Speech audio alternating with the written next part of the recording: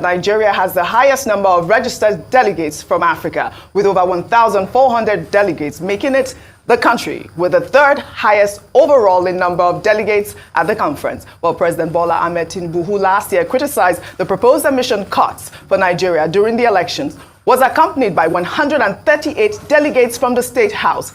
If we can pull up a list of the ministers that were out there, we have Federal Ministry of Environment at 53, Ministry of Foreign Affairs 21, Ministry of Environment at 16, Ministry of Petroleum Resources at 12, Ministry of Environment and Climate Change at 9, Ministry of Environment and Natural Resources at 8, Ministry of Humanitarian Affairs at 8, Federal Ministry of Transportation at 7, Federal Ministry of Finance 7, Ministry of Niger Delta Affairs 6, Federal Ministry of Labor and Employment 6, Federal Ministry of Power. The list goes on, Rufai. I mean, what do you expect? So this is clear and simple, it's a jamboree. And the part that I just only fault them for, I keep saying, is the fact that they didn't pick Ashwebi. Ashwebi? Yeah, because this is a Nigerian party in Dubai. Audrey, what should also shock you, and that's why I was making the case for Anko and Ashwebi, that's the only part that's missing all of this. What should also shock you is the amount of money that we are now expending to the UAE economy. If the flight tickets alone cost close to $1 billion, how about hotel accommodation and ESTA code fees? So I subscribe to Bat, what he said. I think the government should print out how much was spent on the ESTA code of everybody and individual that went on this trip. And that's public accountability. And people should be able to trigger FOI for that. If possible, let's even start by writing FOI to demand how much government spent on that trip so we know for ourselves. Because even in New York, somebody cited, I heard that was how we had a lot of Nigerians too in New York. It's the sad reality of how wasteful people are. So I believe you heard that right. So watch the next clip and let us compare, and then we discuss. Watch. When I came to office, my first 4 trips to Abuja, I traveled with over 30 people. Over 30. Everybody have a title to be in the plane. Everybody have a title to do this. So, wait a minute. I'm the only person invited to Abuja. I pay for 30 people who have no reason to be in Abuja. They constitute a problem to the traveling public. They follow me to Abuja. I'm the one who is going to go to meeting. Because they idle in a hotel, they eat more. So I have a lot of bills to pay. In the end, every trip was costing me over 10 million. One trip. And at times I do this 4 or 5 times in a month. So after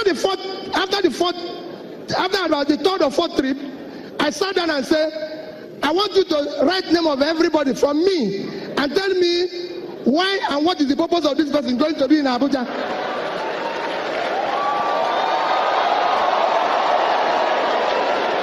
And what did they do? What happened? What did they do? When they finished, I found out the only person that needs to go to Abuja is me. So I said to them, leave it, because some of you must have heard Peter Obi travels alone. No, because the other people, I don't need them in Abuja. I'll give you an example. If I had taken police from Waka to Abuja, there might be about 12, 20, 15 security men. And then each time I go, let me use today's pricing. One ticket one way is about 30,000. Coming back is at 20,000. I found out that I can talk to the IG then or Novo. I said, Novo, when I'm in Abuja, give me 3 policemen. The other person, give me 2. When I'm going, I give them 5,000, which is not up the ticket of one person going. And then give 2 people. So nobody followed me to Abuja. So you can see the difference. So when we talk about Peter Obi and we push for Peter Obi to be the next president of Nigeria, we're not just saying things because we love Peter Obi or that we have any special interest in Peter Obi's presidency, apart from him fixing Nigeria. Because we have seen that this man is completely different. That this man is the only person that has what it takes, at least for now, among the main politicians that we have in Nigeria, to be able to fix the country.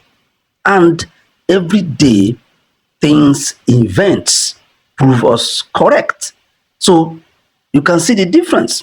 See him, see Tinubu going to Dubai for a conference, and then imagine giving Peter Obi that type of list to travel with as a president. Just imagine.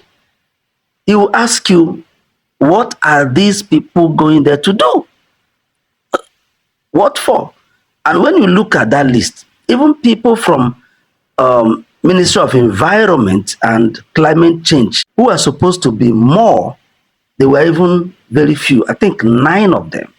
So that shows you what they are all about. So, and when people now talk about how Peter Obi was able to save after massive projects he did in Anambra, this was the major thing that he did. He was able to cut down the cost of governance. And that was how he was able to have enough money to be able to do a lot of work and also able to not only save, but pay salaries, pay pensions. Then coming to the federal level. Now, truth is, the high inflation we have in Nigeria, part of it is because of the way government spends money, the reckless spending by the federal government. It contributes a lot to the inflation that we have. And that is one of the major problems. So, am I just saying, making things up? No, I'm not. Let's look at a case study of Argentina. Now, Argentina happens to be a country that before the current president took over, their inflation rate was something else. By the way, this man took over in 2023, the same year with Tinubu, even though this man took over Argentina, or rather took over the leadership of Argentina in December, while Tinubu took over in May. But this man has been able to crash inflation in Argentina to a minimum that the world is talking about it. Let me give you the numbers. Now, my joy is that we can all now search. So whatever I'm going to tell you, you have your Google, you have your Chat GPT, you have your Grok, and whatever search engine that you want to use, you can search what I'm saying. Now, when this president took over in December 10, 2023, the annual inflation in Argentina was 211. But currently, as at April this year, 2025, the annual inflation in Argentina is 47.3%. You heard me right. 47.3%. This man has crashed the inflation in Argentina from 211% to 47.3%. Monthly inflation when he took over was 25%. But as at April this year, monthly inflation is 2.8%. And what was the major thing that he did? He cut down cost of governance. He's known as the president that carries this chainsaw. What that represents is cutting down waste and unnecessary spending. And that was what he did, and inflation crashed in Argentina. So I just wanted to give you an instance of what I'm saying.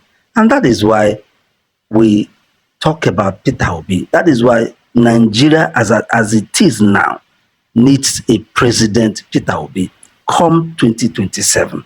So I would like to encourage you in every way, in every means you can, to support this man. Don't be discouraged. Never you think that it is not possible. That is what APC wants you to think. But hey, remember, a new Nigeria is possible. And Peter Obi is coming. God bless you.